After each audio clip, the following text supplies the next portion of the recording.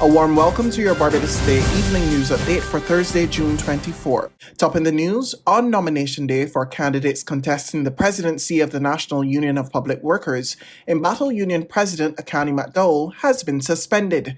The National Council of the National Union of Public Workers agreed on the action on Wednesday night. It comes a week after a controversial resolution brought by union member Natalie Murray to create a new post, Secretary General, for McDowell fell flat at an emergency meeting. Barbados Today understands the council has also suspended Murray. In response, McDowell said he is seeking legal advice on the matter. He noted the move prevented him from filing his nomination papers to contest the presidency yet again. He maintains that he has not been informed of the charges brought against him and suggested that the decision-making body of the union was being badly advised.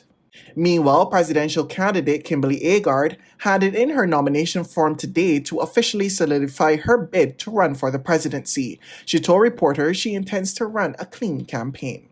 Let the members know that this plant at NUPW is theirs for them to use and for them to enjoy. So again, we want to reiterate that the focus of this team, the new guard, will be about the members, putting the members first. No matter what we are going to do, we will put the members first and ensure that the deficiencies that they have outlined to us over the past couple of weeks, that we work assiduously to ensure that those deficiencies are eradicated and that NUPW can be an organization that every single member is proud of. In other news this Thursday, health authorities are keeping a close eye on a growing cluster of COVID-19 cases discovered at a St. Michael business. Health and Wellness Minister Lieutenant Colonel Jeffrey Bostic disclosed this morning that the 3 persons sent for the assessment at the Harrison Point Isolation Facility had tested positive for the virus, as he provided an update on the situation. Just about 40 persons or so in quarantine. The business, all of the staff is being tested. We have about 3 positive cases that would have been sent to Harrison Point yesterday for assessment. They have been confirmed as positive, and we have 2 family members, the 2 family members that today have tested positive as a result of this. But we have two catchment areas, two medical officers of health who are responsible for doing all the contact tracing, and we're already doing that aggressively. And we believe that we should be able to contain this in the coming days. But it is really indicative of the fact that COVID is still here in country, and people need to understand that and to recognize that and to operate accordingly. Meanwhile, despite repeated calls by some Barbadians for health authorities to disclose the location of COVID-19 clusters, Bostic remains adamant that government will not break its policy. Our policy has been very consistent in terms of the naming of buildings. When we name an institution, you would recognize that that institution is really a government institution. But when it comes to the private institutions, we don't. The companies or the businesses themselves sometimes issue statements and they make that known to the public. So I want to continue in that vein at this point in time. Barbados is on the UK's green list. The good news was announced by Transport Secretary Grant Shapes this evening. Antigua and Barbuda, Dominica and Grenada are also on the list. This means that people entering the UK from countries on the green list will not have to quarantine starting June 30th. The UK says it also intends to drop quarantine for fully vaccinated people returning from countries on the amber list later in the summer. In other news, on the diplomatic front, Barbados joined the United Nations General Assembly in condemning the American economic embargo of Cuba for the 29th consecutive year, when the resolution entitled Necessity of Ending the Economic, Commercial and Financial Embargo Imposed by the United States of America against Cuba was considered during a meeting on Wednesday. The United Nations overwhelmingly passed the resolution by a vote of 184 to 2 with 3 abstentions. Only the United States and Israel voted against the resolution. There's regional and international news after this short break.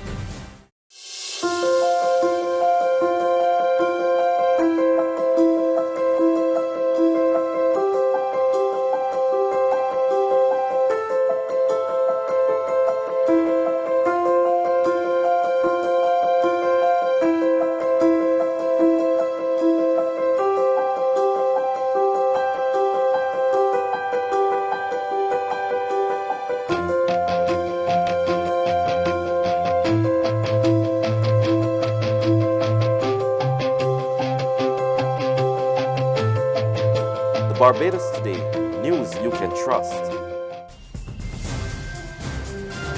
To regional news, officials in the Bahamas are hoping to lift the state of emergency in August. More in this report from Eyewitness News. Government remains adamant about abandoning the state of emergency by August. This according to Attorney General Senator Carl Bethel. The state of emergency is expected to end on August 13th, with parliamentarians not expected back in the House of Assembly until September 22nd.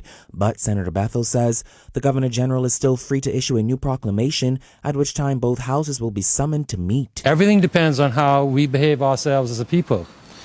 If we don't behave ourselves and infections go out of control, then the Governor General may have a view as to what is needed to protect the Bahamian people. Health Minister Remit Wells pegged herd immunity at 120,000, which includes natural infection and vaccinations. He says he believes the country is still on track to achieve this by the end of summer. Unless the House of Assembly is called back under an emergency circumstance by the Governor General, the order itself is just going to expire.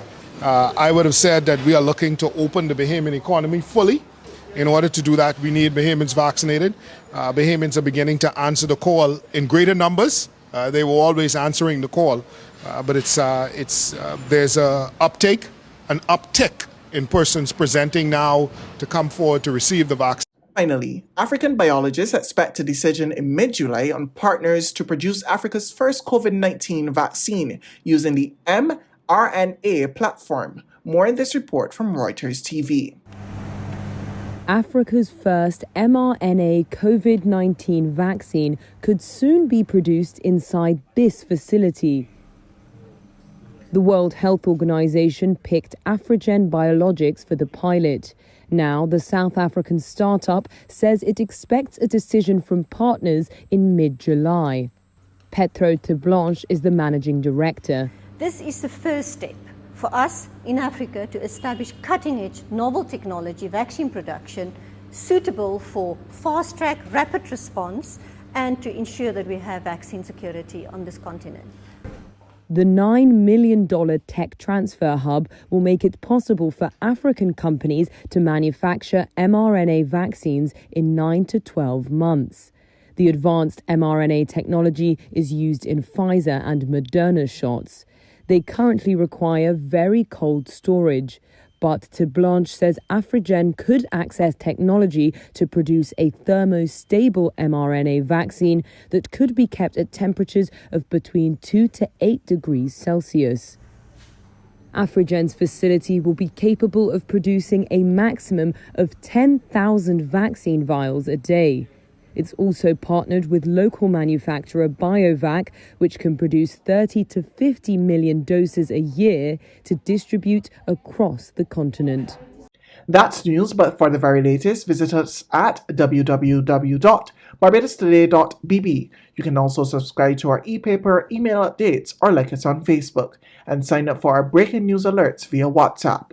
We're also on Izumi Media in bus terminals, as well as screenplay at supermarkets and gas stations near you. You can also hear us on Capital Media HD 99.3 FM.